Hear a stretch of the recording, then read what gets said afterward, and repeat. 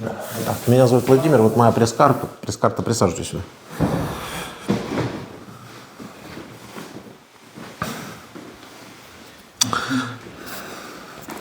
Что, вы плохо себя чувствуете? Да не, мне с поясницей проблемы. Ну, вы можете говорить, все нормально? Конечно, да. Это не будет вам тяжело физически? Не, все нормально. Я работаю даже. даже Довольно-таки работаете? неплохо. Так, понятно. Значит, ну, вопрос вашего обмена, да? Вы писали на обмен? Да, Хотите на обмен? да. Как фамилия ваша? Орленко Олег Валентинович. Число, месяца вот рождения? 2 июня 63-го года. Откуда вы? Город Бахмут, Донецкая область. Город Бахмут, Донецкая область. Статья, срок. Статья 436, сейчас вторая. Срок 1 год. 436 это что? Объясните для зрителей так, чтобы понимать. Ну, эта статья предусматривает за собой такие правила, как бы распространения в соцсетях Ага. информации, поддерживающей и оправдывающей российскую агрессию. Гларификация и все такое прочее. Понятно. Вопрос. Значит, вы даете добровольное согласие на запись и публикацию нашей беседы? Даю. Даете. Теперь расскажите подробнее, что здесь вот сказано в этом вашем приговоре. Вы не против, если я буду читать из него тоже? Не против. Момент. Расскажите, да, что тут сказано. Ну, в приговоре, я сам приговор не помню дословно, естественно. Ну, тогда суть просто обвинения. Ну, а суть обвинения именно заключается в описании самой статьи. Ну, за то, что у меня в телефоне, в Одноклассниках, в соцсети, был обнаружен пост, в котором я поставил классик. Вот. Что поставили? Класс. Класс. Лайк. Понял. Так. Вот. Ну и, соответственно, при проверке документов и содержимого контента в телефоне, вот у меня был обнаружен этот пост с лайком. Ну, естественно, все из-за этого все и пошло. Вот.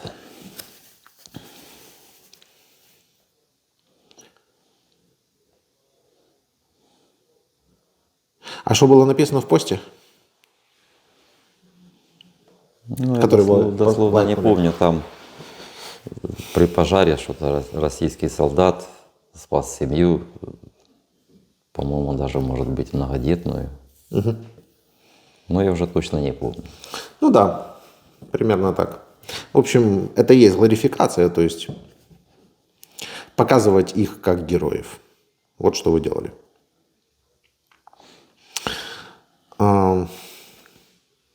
Еще. Еще что-то было? Что-то было, но я там вообще крайне редко бывал в этих Одноклассниках. И ну, последнее время, может быть, так.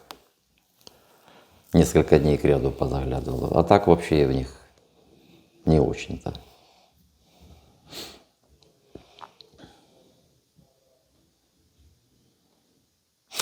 Я смотрю, что у вас вот эти вот все посты, гларификации, оправданием агрессии и все в этом духе, это все репосты.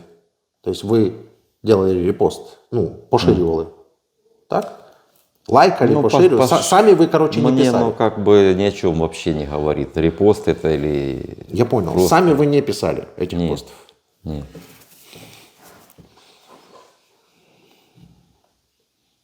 Для меня оно одинаково, что лайк, что... Я понял. Что лайк, что шер.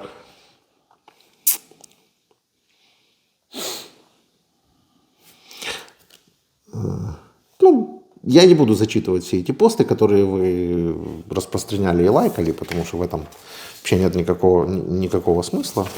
Я думаю, что для зрителя все и так понятно. Вы хотите на обмен, да? Да. Обратитесь в ту сторону, пусть вас заберут, если они вас считают своим, если вы их считаете своими. Ну, я хотел бы обратиться к стороне или России, или ДНР, вот, чтобы меня забрали, потому как у меня родственники все остались на ваших сторонах. Здесь я буду совершенно один, даже спустя то время, которое отмерено мне сроком. Вот. Дома теперь не будет у меня. Ну, хотелось бы встретиться с родственниками. Еще раз, какой срок у вас? 1 год, 1 год. да. Просто 1 год, и сидите вы уже сколько? Ну вот 15 числа этого месяца будет 8 месяцев. Таким образом, вам остается 4 месяца. Да. Ну и никто ничего не будет вправе сделать, вас обязаны выпустить. Так? Ну, по сути, да. А что дальше вы будете делать, если вас не заберут сейчас вот на обмен? А я почти уверен, что не заберут. Ну, буду терпеливо дожидаться своего срока. А тут нечего дожидаться. 4 месяца вы вышли дальше. Ну, а там ума не приложу даже. Ну, будете дальше ходить, оправдывать агрессию России? Я просто жалею о том, что я не выкинул вовремя это вообще предложение им. Оно никчемное вообще. И я вас просто предупреждаю. Я не знаю, что у вас там будет в голове, да, когда вы выйдете. Но согласно действующего законодательства, если вы вот выйдете и снова начнете кому-то что-то рассказывать, там, шептать на ушко, писать в соцсетях, оправдывать, прекрасно это говорить всё о том, понимаю. что, в общем, делать то, что вы делали, да, вы просто вернетесь обратно. Мне, конечно, этого не хотелось. Только уже не на год, скорее всего. Я не понимаю, почему год, ну, это меньше меньшего вам дали, да, получается, или как? Так? Ну, как здесь суд? Давайте я зачитаю. Во-первых, вы подписали угоду, то есть соглашение с прокурором о признании своей вины. Так? Так.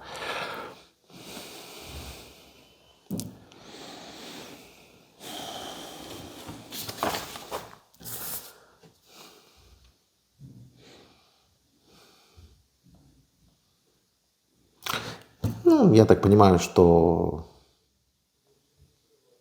благодаря вот этой вот угоде вам и дали такой незначительный срок. Ясно? И теперь расскажите, пожалуйста, почему вы занимаете пророссийскую позицию? В чем смысл? Ну, я этой позиции нигде не указываю, просто объективно оценил. Объективно. Ну, давайте объективно подумаем. Мне тоже очень интересно объективно это оценить. Именно тот момент мне больше понравился, где на пожаре спас людей человек. Это на пожаре спас людей человек, это, конечно, замечательно. Но у нас тоже многие спасали на пожарах людей и не на пожарах. Вы же написали почему-то о российском солдате.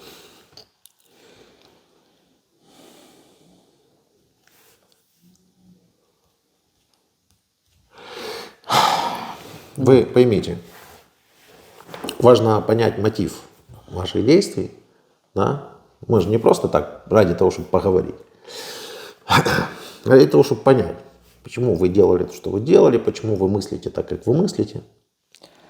Ну, я, скорее всего, мыслил, отталкиваясь от того, что я все-таки получил воспитание в Советском Союзе. И привык мерить все теми мерками Советского Союза. Вот. Мне не хотелось бы вообще, чтобы два народа братских между собой вот такое вот устраивали. Вот этого мне больше всего не хотелось бы. Так. Но тем не менее Но- это происходит. Но это происходит, и не мне это исправлять. Это должны решать политики между собой. А я в политику не лезу. Вот. А вы можете дать ответ, зачем, с какой целью Россия вторглась в Украину? Нет, я не знаю. Но вы за братские народы. В 24 февраля 22 года по нам открывается залп из артиллерии, ракетный залп, всем чем угодно. Начинают бить по нашим городам. Въезжают сюда к нам танки, российская техника, солдаты. Идут на Киев, на Харьков, на Сумы, на Чернигов. Зачем?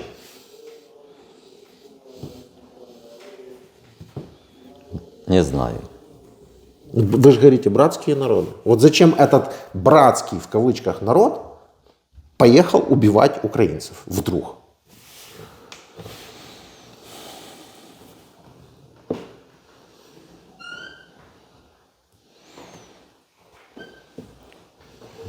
Вот этого я не знаю.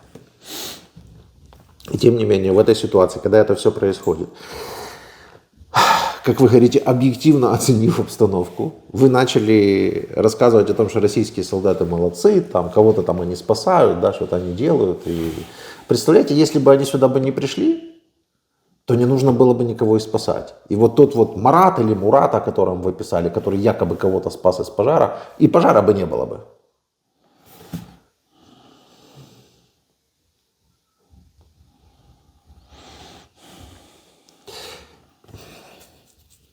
Я не хочу монолог. Если вы не сильно хотите говорить, то я вас как бы не... Ну, я просто не могу найти слов таких, которые можно было бы в это все сказать.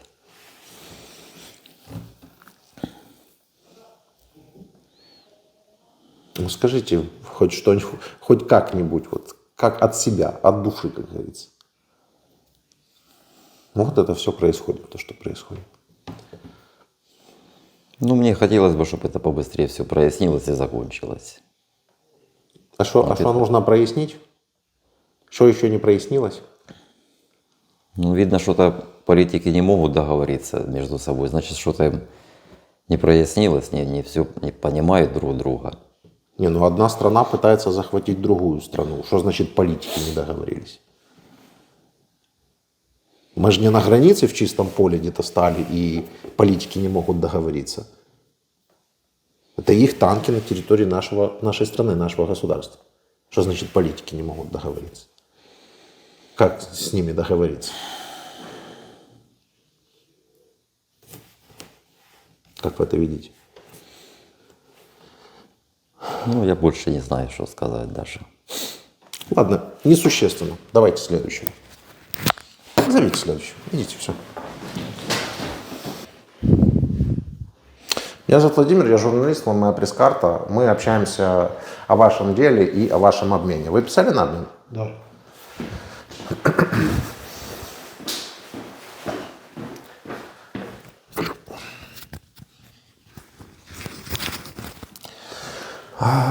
Как зовут вас, фамилия, имя, отчество, откуда вы, число, месяц, год рождения?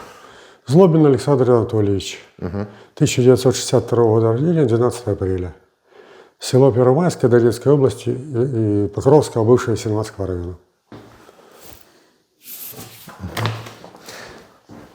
Вы даете добровольное согласие на нашу с вами беседу и запись и публикацию? Да. Какой у вас срок? 4 года. 4 всего года. Да. А статья? 110-я, часть 1. Так, что это означает, 110-я статья? Сепаратизм. Сепаратизм? Да. Что именно вы делали? Что я делал? Это госизмена, насколько я знаю, да? Ну, я не знаю, наверное, да. Ну, как бы Сухосизменно 111. Сухосизменно 111, а 110. Угу. Как бы приятие участия в митингах или там призывы к митингам. Ага.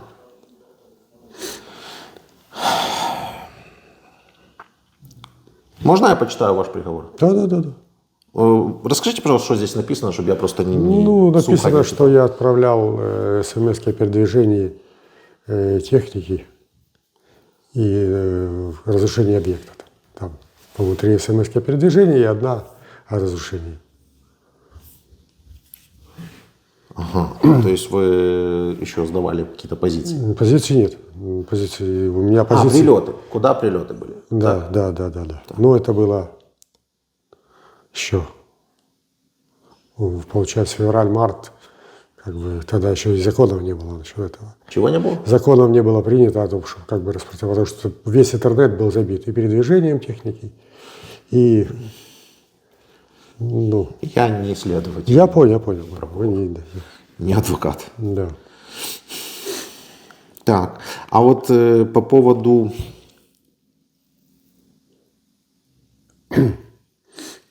это вот вы передавали человеку под именем Лена Меч. Нет, я Лену Меч не знаю, глаза никогда не видел. Глаза могли не видеть. Ну нет. Я общался только со своей дочерью. А дочь ваша где? Дочь моя в Донецке живет. Дочь живет в Донецке, да. а вы в Первомайске. Да, в Первомайском. Первомайская разве была под оккупацией? Нет. Сюда заходили российские войска? Нет, я не знаю. Я 1,5 года, я не имею связи с семьей. Я понял. Прилеты были, да? И вы рассказывали конкретно о прилетах. Ну, прилеты, ясно, там сколько? Если артиллерия, то доставала, миномет, это нет, конечно. Артиллерия, да. Расстояние от линии соприкосновения до меня 7 километров. Так, а по поводу митингов что? Ничего. Никогда не принимал участия. Но здесь вам инкриминируются митинги? Или Нет. Нет? Нет, только вот эти смс-ки и все. И то тем более, что не у меня на странице их не было. Как бы у дочери на странице от меня. Но я сразу не соглашался, потом... Может, это просто опечатка какая-то, потому что где-то Лена Меч, где-то Лена Дочь. Ну, Лена Меч, это я не знаю, это сказали, что моя дочь передавала как бы Лене Меч. Ей. Угу. Да. Ну, я лично с ней не знакомый, впервые слышал. Вот здесь даже... Содержание одного из сообщений дочери. Инструкция строго к исполнению. При приближении немедленно быть готовыми спрятаться. Даже если войдут наши, ни в коем случае не идти с ними ни на какие контакты с нашими и не раскрывать себя. Дело в том, что развитие событий может быть очень стремительным. Могут освободить и идти дальше. У вас есть местные, которых, возможно, готовили под зачистку наших патриотов. Только после тотальной проверки и вхождения наших комендатур сможете открываться. Просим выполнить. Вы нам нужны. Во-первых, мы посмотрим, как вы им нужны, да? Ну, то есть вот сейчас как раз тот самый момент, когда они могут показать, что вы им нужны. Ну да. Просто забрать вас. Мы вас готовы отдать. Пожалуйста. Вот, нужны. Да? Дальше. Объясните, пожалуйста, это сообщение. Ну, я точно не уверен, такое это было, но оно шло как рассылка. То есть не персонально Оно мне. же не мне пришло как раз. Я понимаю, нет. По какой-то причине. Значит, вы как раз вот один из тех, кто ждал. Жду. Ничего я не ожидал именно. Пришло как рассылка. Оно так было оформлено, как рассылка именно. То есть не как от дочери, а именно вот как пересылалось не от одного человека и многим. Ну, я понимаю. То есть вы утверждаете, что вы не ждали никого, да? Нет. А зачем не ждать? Ну, нет, вы можете отрицать. У меня я бизнес не пропал настаиваю там. еще. Бизнес пропал? Ну, у нас был магазин, кафе. Где? В Первомайском, да. Так. И все, мы же закрылись из-за всего этого. Поэтому и работа, в принципе, в Альткоме работал, тоже потерял ее. У вас и кафе было, и работа? Ну, я работал, а кафе была жена с сестрой, и я в Альткоме, дорожное строительство Альтком. Ага. А жена ваша где сейчас? Ну, по идее, должна быть дома. У меня здесь нет с момента ареста. В смысле, она что, к вам не приезжала сюда? Нет. Так это же разрешено свидание. Я понимаю, но у меня нет связи, она, может быть, она не знает где. Может, мало ли, может, что-нибудь можете привет ей передать. может, что-нибудь случилось с ней. Понятно. Ну, а дочь в Донецке Да. так и была, так и есть, да? Но ваша дочь может пойти походатайствовать, там, если они вообще хоть что-нибудь решают. Эти, Ну, у меня же там как есть... его зовут? Кого? Пушилину имеете в виду? Чепушилин. Ну, может быть, да. Она же может к нему пойти и сказать: Ну, заберите папу, он же за нас. вполне возможно. Как бы прокурор вообще-то говорил, что на меня какой-то запрос есть. Но Запросов может быть очень много, и как бы и разговоров очень много. понятно. Про некоторых, вот по таким, как вы, ну, у вас, давайте будем прямо говорить, по сравнению с тем, что было, что я уже видел, это вообще просто пустяки. Потому что были такие ребята, из-за которых по 50 человек погибло, Ну, понаводили это на я объекты, слышал, да? это я слышал, И они там про них писали, наши мальчики. Там киевский режим издевается над ними и все такое. А когда дошло дело до того, чтобы их забрать, этих мальчиков, ну, оказалось, что наших военных вместо них отдавать не хотят. А знаете, в чем проблема, беда? В чем? Решают это ФСБшники. Никто, ни Чепушилин, ни ваша дочь, ни кто-либо вообще к этому причастный, а ФСБшники. А ФСБшники сказали: нам плевать на людей. Вот так. А им реально плевать на людей. Ну, давайте посмотрим в глаза вот этой вот реальности. понятно, понятно.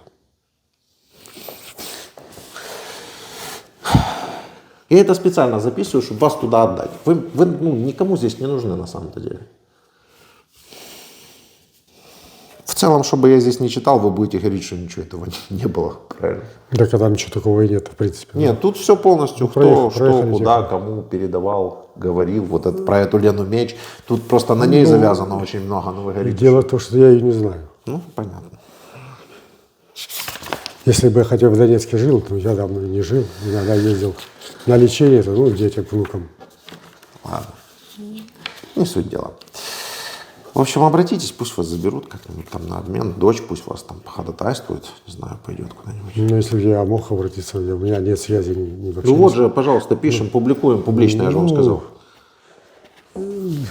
Лена, если есть возможность, попробуй обратиться в органы, чтобы меня обменяли. Ураганом. Ну, какие-то, я же не знаю. Но какие-то органы. вы пророссийский вообще, да? Пророссийский настроенный человек. Вообще-то мне нормально. Я советский человек. Я не пророссийский. Советский. Да. То есть вы не заметили, что есть независимая Украина? Почему не заметил? Я здесь прожил с момента Да. рождения. Ну, как бы, в принципе, до 14 года все было нормально. Потом, когда свергли Януковича, будем говорить так, все-таки вооруженный переворот. Свергли. И поэтому Можете мне еще привести какой-нибудь подобный пример свержения? подобных. Ну да, свержения такого. Когда берет, собирает в чемоданы золото, бриллианты, доллары, евро, это- спокойно на камеры все это записывается в со своей африканских свитой, странах это довольно выезжает, неприлично, часто складывает в бусики, все, едет. Что это за свержение такое странное? На тот момент выборов не было. Поэтому я как бы Выборов не было? не было. Так они как раз таки были. Выборы вообще-то в ноябре должны были быть следующего года. Да, но сюда. когда президент уехал из страны, что ж делать? Я насчет этого толком не знаю конкретно, что произошло, потому что я не принимал участие в этом. Не, И ну как бы я- особо и не касался. Ну, Ну, я так на всякий случай вам говорю, что после того, как Потому Янукович что- уехал, соответственно, нужно было как-то выбирать президента. Вот, были выборы. Причем в выборах в этих участвовал один из соратников Януковича, не я, а в парламентских выборах участвовал оппозиционный блок. Это все соратники Януковича, это партия это я регионов. прекрасно знаю, что все... Так что это за свержение такое? Что это за госпереворот, после которого тех, против кого осуществляется госпереворот, не ставят к стенке и не расстреливают, а проводятся демократические выборы. Я не знаю, как это объяснить, потому что вы меня не поймете, я вас не пойму. У нас я уже начал вас понимать. у нас разные взгляды с вами, поэтому... Я уже начал вас понимать. Потому что до того, как вы говорили, что все хорошо, там у меня было кафе, да, это одно. А вот когда вы уже начали говорить про Майдан, я уже начинаю понимать, куда вы клоните и откуда у вас Я никуда не клоню, просто... идеология. Если бы этого Майдана не было, и так бы дальше работали, все было нормально. Вот именно, что из-за Майдана получился этот То есть из-за Майдана. разворот. Из-за Майдана. Из-за Майдана Россия получила моральное право вторгаться. Нет, насчет этого я против и даже никаких... Так в 2014 году, сразу после Майдана, в Крым вторглись. За Крым я же там не жил, поэтому как бы... Что? Ну, вы говорите, Украина. Вот вам территория Украины, Крым. Я ж, еще раз говорю, я к Крыму отношения никакого не имею и понятия не имею, что произошло. Я тоже не сторонник этого, чтобы вторглись. Ну,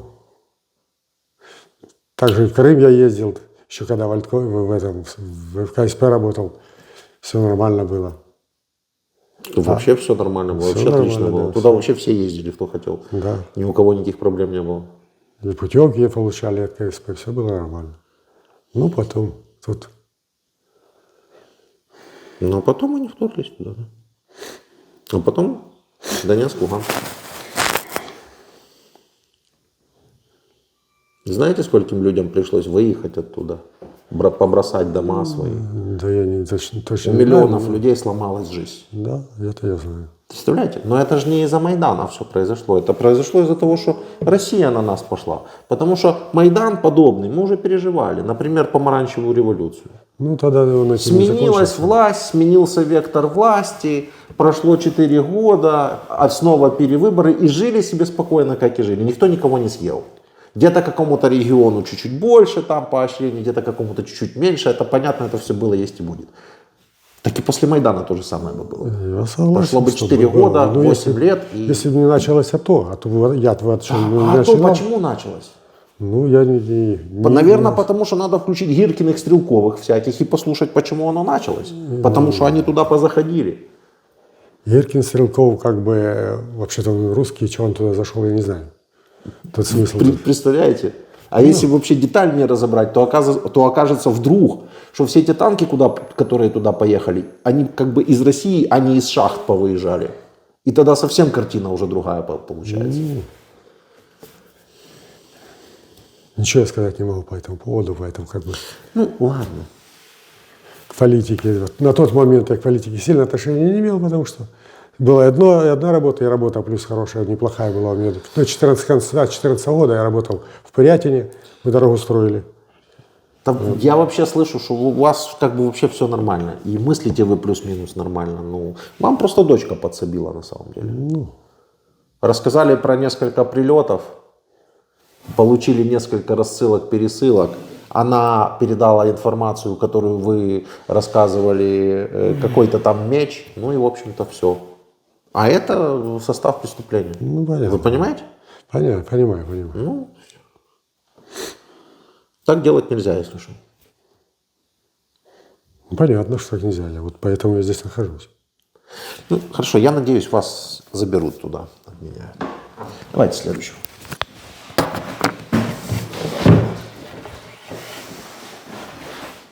Почему говорят про наркотики? Из-за наркотиков вы без ноги остались? Ну, типа того, да. Типа того? Ну, отказал, отрезали, чтобы почки не стали. Фамилия, имя, отчество? Ригатун Василий Васильевич. А число, место рождения? 14 апреля 1968 года.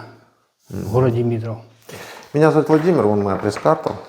Общаемся относительно вашего обмена, ну и вашей истории. Вы не против? Не против? Ну, то есть вы даете добровольное согласие на запись и публикацию этого видео? Даю. Хорошо. Скажите, какой у вас срок, какая статья? Статья 436, часть 2. Срок 1 год. 1 год. Да. У вас тут какие-то все особо злостные. Так, ну дайте я угадаю. Вы пошли на угоду с прокурором. Да. Признали свою вину Да. и получили год. Да. А за что вы получили год, расскажите? Ну, За конкретно. лайки в интернете. Лайки. Да. В Одноклассниках. Одноклассники это зло, я вам скажу. Я уже понял. Да, ну тут опять-таки посты, в которых содержится оправдание российской агрессии и вы их лайкали. Да, От себя вы ничего не писали. ничего не писал. Лайки и репосты. Наверное. Опять-таки не буду зачитывать эти грандиозные текста, ну вот примитивный пророссийский бред. Понятно. Все ясно. На обмен хотите? Пошел. Обратитесь, пусть вас заберут. Ну, если заберут, пускай забирают меня. А если заберут, пусть забирают? Согласен, да. Если заберут, пусть забирают. А если не заберут, пусть не забирают. У вас жена, ребенок, семья есть? Есть. Жена и дочка. Жена и дочка. Да. Где жили вы? Донецкая область, город Димитров. Он же не под оккупацией. Нет. Нормальный город, я там был, знаю. Нормальный город шахтерский. Да. Как жена, дочка отнеслась к этому, то есть к этой всей истории? Какой именно? Ну, вот что с вами произошло. Да как? Не верят это. Не верится. Ни жена, ни соседи не верятся, никто, ни дочкам. Не верили, что сяду за такое, сяду.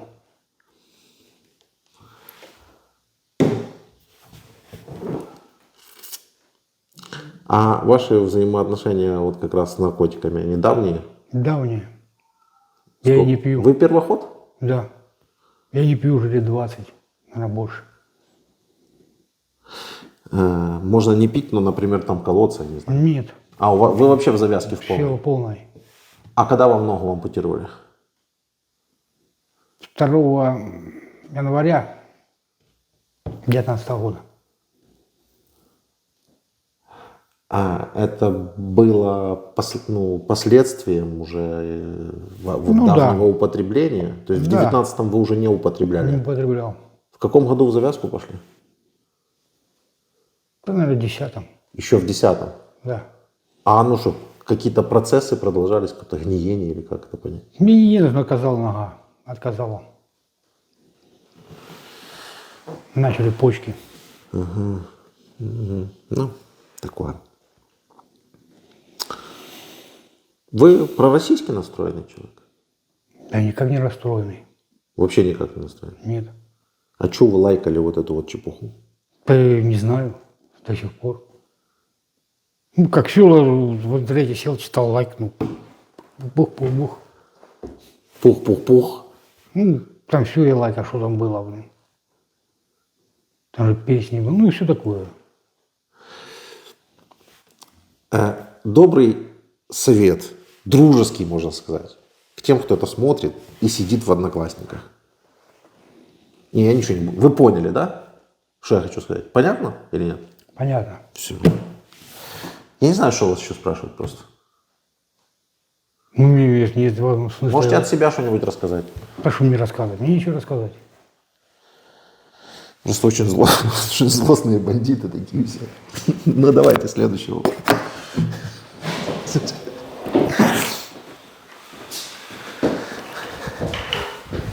Ну, а вы, я так понимаю, поскольку последний, то вы Смыков. Смыков, да, Максим Сергеевич.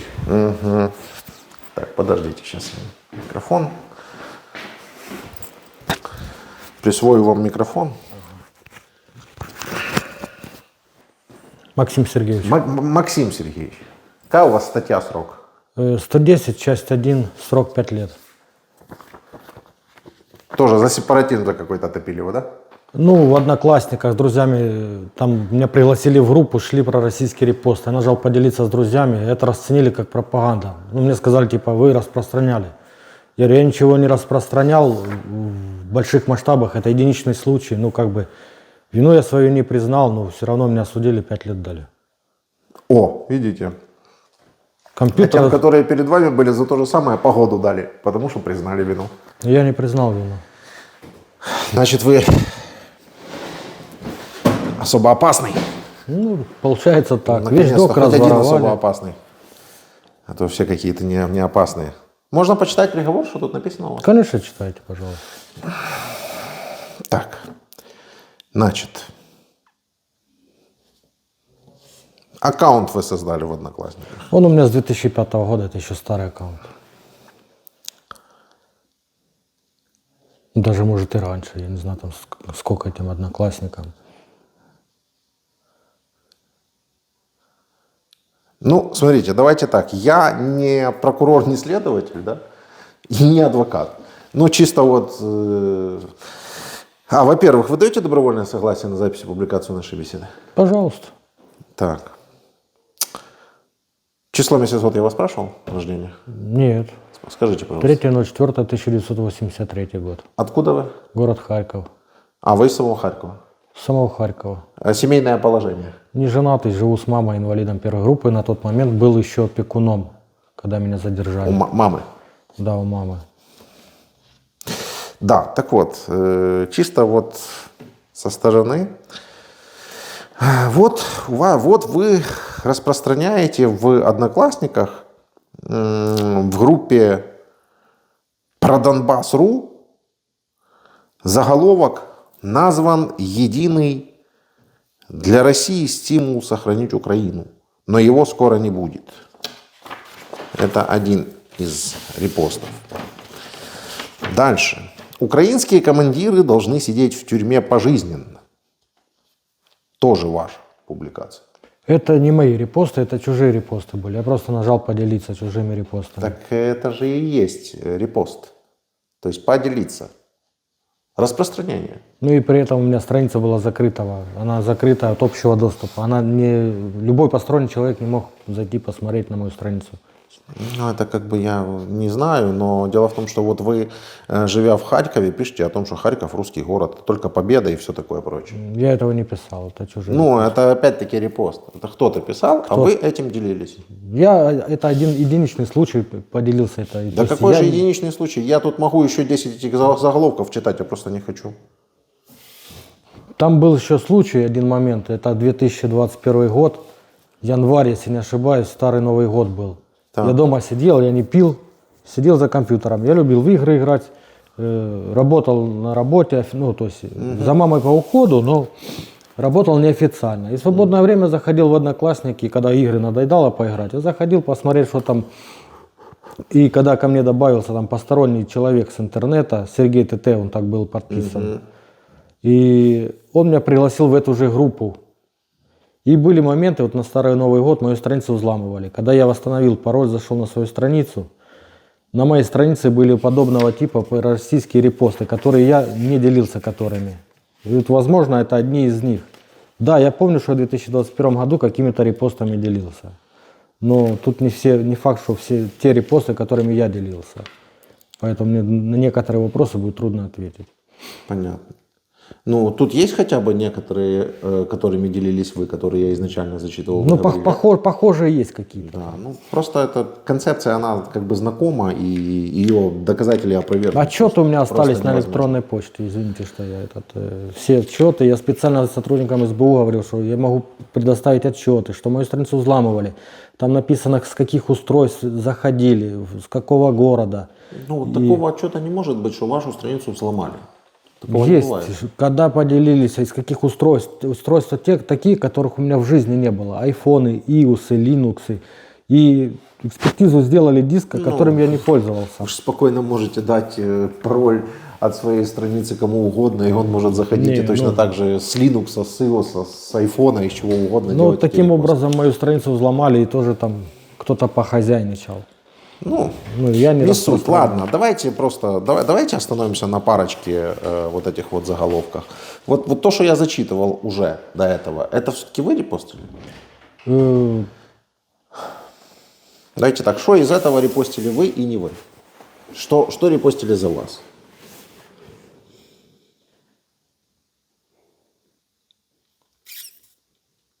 Ну, поделился я, ну, это когда 2022 нет, это уже война началась. Да. Я этим не делился. Делился я в 2021. Здесь даты перебитые. Это не мои репосты. Не перебиты. Вот 16.08.21. Моя земля, мои правила, только Харьков, только победа, только русский город. Это же вы делились? Ну, поширивал, распространял, репостили. Я не распространял, это единичный случай, когда я поделился. Так, понимаете, в чем дело? И раздули с мухи слона. Да, я понимаю. Вы так это можете воспринимать. Это вы так можете воспринимать. этом Но выбили- Максим Сергеевич, должны понимать, что это все-таки наказуемо по закону. Ну, я не понимал. Но если бы вы знали наперед, вы бы писали бы что-нибудь? Нет, конечно. Может быть, вы вообще Я бы с не писал одноклассников бы ничего. удалились бы в таком случае? Ну, если бы я знали, не что это делился. наказуемо. И Вы в эту видите? группу меня посторонний человек пригласил. И до этого я читал комментарии, писал, ну как бы ничего такого. То, что посторонние люди вам всем, и не только вам лично, но и тем, которые были перед вами, подсобили конкретно здесь, то я понимаю это. Подсобили. Вот. Вещдок разворовали, кредитные комплектующие, компьютер, ну полностью. Подписи в суде на одной из пломб нету подписи моей. Еще раз, Там- мы не в суде. Диск с экспертизу сделали, которым я не пользовался. Максим Сергеевич, мы не в суде. То, что вот вы говорите про суд, про какие-то там действия прокуратуры, да, судебное следствие, это же ваши слова. Вот. Ну, это я, правда. я не провожу расследование о вашем расследовании, вы Я поймите. понял. Я беру просто ваш приговор, спрашиваю вас, писали ли вы, распространяли ли вы информацию о том, что Харьков это русский город, например, да? Вы говорите да. Я Но поделился. в закрытую группу, да, ну все. Ну, На это, странице. это как бы состав преступления. Остальное, кто там какие пломбы срывал, не срывал и все такое, я не знаю. Я понял. Я тільки, хочу подякувати Службі безпеки України за їхню роботу. Ви хочете подякувати Службі безпеки України за їхню роботу? Нет. Потому что у них есть нарушение состава я хочу. преступления. И Я хочу, потому что, да, такие вещи лучше предупреждать. Потому что потом такие вот ребята, они как раз становятся всякими стремоусовыми и прочими балицкими, которые потом, они вроде как такие о нейтральном, а потом раз и под российским флагом начинают танцевать. Как-то так это происходит. Ну, Правда, их судьба незавидна и весьма непродолжительна после этого. Но обратитесь, пусть заберут вас на обмен. 4 года все-таки срок. а что говорить? Я не знаю, вы писали о том, что Харьков русский город. Я не писал этого, это чужие картинки. Поддерживали эту Я просто идею. нажал «Поделиться с Поддерживали друзьями». своим репостом эту идею. Значит, вы для них свой человек. Значит, они должны вас забрать. Пусть заберут. Ну, если по истории, то это так и было, поэтому... ну, Во-во-во, давайте по истории. Чем больше вы сейчас насыпите о том, что вы их как раз человек, тем больше шансов, что они вас должны забрать. Я с вами про историю спорить что-то не очень хочу. Ну, я не знаю, что мне сказать, но я хотел бы уйти на обмен, так как у меня есть там родственники. У меня там тетя, дядя, сестры. И это способ уйти от срока 4 Там года. есть у вас дядя, тетя. Да, у меня в Курске есть дядя Литвиненко Тамара Павловна. Тетя Литвиненко Тамара Павловна и дядя, это муж ее, дядя Дима. И сестры Аня, Воля. Вот, что еще сказать? Ну, так уж получилось, что наши род разбросаны, и Украина, и Россия, перемешаны мы. У нас и русские в роду, и украинцы. Вот так есть. Есть и в Канаде родственники, и в Риге есть родственники. Вот так вот просто после войны, после Великой Отечественной раскидала родственников. Канада, она ж вражеская, могут не забрать. Я эту войну не развязывал, я против войны. Я не поддерживаю войну, конечно. Хоть быстрее бы она закончилась. Но если вы начинаете рассказывать о том, что исторически Харьков русский город, то, наверное, вы все-таки поддерживаете его захват России. Я не захват поддерживаю, я поддерживаю, чтобы это решалось мирными путями, не такими, как сейчас в данный А момент. зачем нам что-то нужно с кем-то решать мирными путями, если мы живем в своей стране, слава богу, с определенными границами и, в общем-то, никому ничего не просим? Я войну не Никого. поддерживаю. Это если что-то и хотят делать, то пусть это решают, я же говорю, мирными путями, с мирным населением, но не с оружием в руках. А то, что там Россия на нас пошла, я этого не понимаю. Не знаю, что, как там. Понятно, политикой вы не интересуетесь? Да ну так, смотрел новости, но я далекий от этого всего, реально далекий. Но все-таки давайте подумаем, зачем же Россия пошла? Вот на Киев, в частности. Зачем пошла? Да. Наверное, не знаю, мои предположения, как в передачах говорят, что из-за баз НАТО, чтобы базы НАТО здесь не были. Ну, может, я и глупый человек, может, я неправильно думаю. Ну, там, может быть, где-то и глубже что-то сидит, но далековато от этого, может. Может, узнаем и не скоро. Так а где у нас были базы НАТО? Ну, так у нас их нет. Дело в том, что Украина в Европу идет, и если вступает Украина в Европу, то Америка здесь может ставить и базы НАТО. Такая себе у вас кашица, конечно, получается. Ну, насколько я Потому что понимаю. Евросоюз это одно, НАТО это другое. Ну. Вот. Но вы вообще считаете, что Россия имеет право диктовать Украине, куда ей там вступать, не вступать, что ей ставить и не ставить, правда? Ну, я не знаю, имеет или не имеет, но если здесь Америка поставит вышки, то чи ракеты, то это опасность, угроза России. И То есть и поэтому можно всю Украину стереть с лица земли. нет, вот не. Покрыть ракетными ударами, Не, вот артиллерийскими ударами, залпами, танками. Давай! Нет, это ненормально. Это, видимо, где-то договориться не могут, найти компромиссы, и из-за этого может. Потому что в теории, вы вдумайтесь, самое интересное здесь, да? В теории может быть. Все на словах может быть. Может, да. Да, все на словах может быть. Теперь смотрите, какая интересная концепция получается. Вот, допустим, Россия аннексировала часть территории Украины, да? И назвала ее своей. Так? Ну, Так. Потому что здесь могли бы быть базы НАТО. Если это тоже Россия становится, да, то давайте возьмем на примере. Они же назвали своей Запорожскую, Херсонскую область, Луганскую, Донецкую область, да? ну как можно назвать это? Люди должны решать. Ну, это они так назвали у себя. Это я вам уже говорю факт, который совершился. Да я понимаю, что это. Но я говорю про базы НАТО. Давайте подумаем. Вот, например, Луганская область, да? Они назвали ее своей. Чтобы в Луганской области не стали базы НАТО, ее нужно захватить и называть своей. Так? Это неправильно, на самом деле. Это неправильно, но концептуально. Следующее у нас идет Харьковская область, да? В Харьковской области могут стать базы НАТО? Да ну, теоретически, да.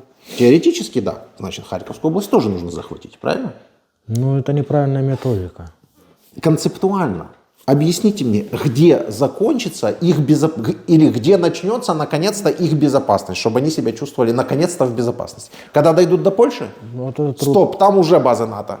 Значит, вот это вот как бы получается типа Россия, а здесь сразу база НАТО. Так все, не безопасность?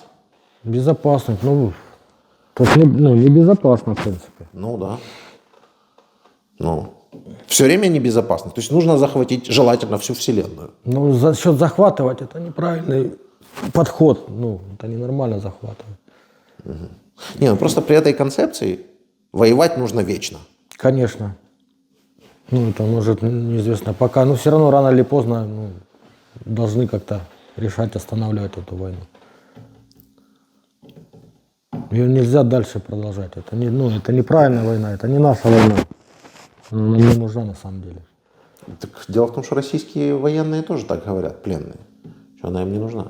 Ну, так вот, мы-то как бы всегда вместе, у нас родственные души есть там. Там, У вас, здесь. может, есть, у меня. Ну, у вас нет, у меня, например, есть там тетя, дядя. Ну, и для меня они не враги. Вот. Для меня враг тот, кто пришел на мою землю с оружием. Ну, тут, А вы тут да. сидите и распространяете пост о том, что Я не Харьков русский распространял город. ничего. Из-за таких, как вы, они сюда и вторглись. Я не распространял. Чтобы якобы защищать таких, как вы. Я читал новости. И то, что я поделился единичный случай, и распространение, это разные вещи. Я читал, да, любил почитать новости, посмотреть видео, что там пишут. Но чтобы распространять там по сайтам, умысел, у меня ни умыслов не было. Я знаете, что бы сделал бы? Я бы взял бы, собрал бы всех таких, как вы, и вывез хотя бы в тот же самый Харьков. И устроил, знаете, встречу с подписчиками в клубе где-то вас собрал бы. и огласил бы вот статьи, собралось бы, наверное, человек 50 таких коллаборантов, сепаратистов по Харькову. И спросил, ну, может, не в вашем случае, да, ну, во многих других, у людей, у харьковчан, разделяют ли они ваше мнение? Некоторые бы очень сильно удивились, потому что некоторые пророссийские вот коллаборанты, они как раз почему-то уверены, что их все поддерживают. Но дело в том, что эта уверенность, она вообще ни на чем не основывается. Вообще ни на чем. Не, ну это я понимаю.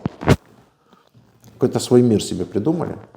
У вас на самом деле тут просто так удобно, такие классные условия. Я тут беседовал бы и беседовал, и такого еще не было. А вы что-то ничего не хотите мне рассказать? Да ко мне ничего, я простой человек, я не пропагандист никакой. Да, я приходил с работы, и то не каждый день, там раз в неделю, раз в 2 недели зайду в те одноклассники. Тут просто так получилось, что шли, ну взял, поделился, класснул, ну, потянуло меня. Вот и все, приехал на 5 лет. А так, чтобы там распространять еще такого, ну, я этим не занимался. Но если бы Россия зашла бы в Харьков, гипотетически, вам бы дали бы флаг бы российский, вы бы Не, радовались? я не люблю публичность такую, я не публичный человек. Я более, ну, люблю спокойствие.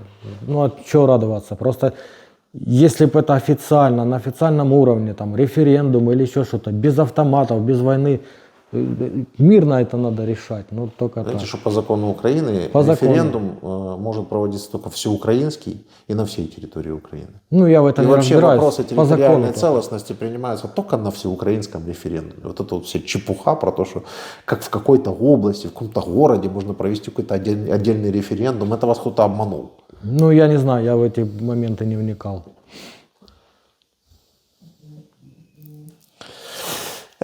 Ну, ладно, хорошо. Все, всего доброго. Да, я вообще микрофон хочу снять. это я снимаю. Да, руки я пожимать здесь никому не обещался. Все, да? Да. Ну, всего доброго. Всего доброго.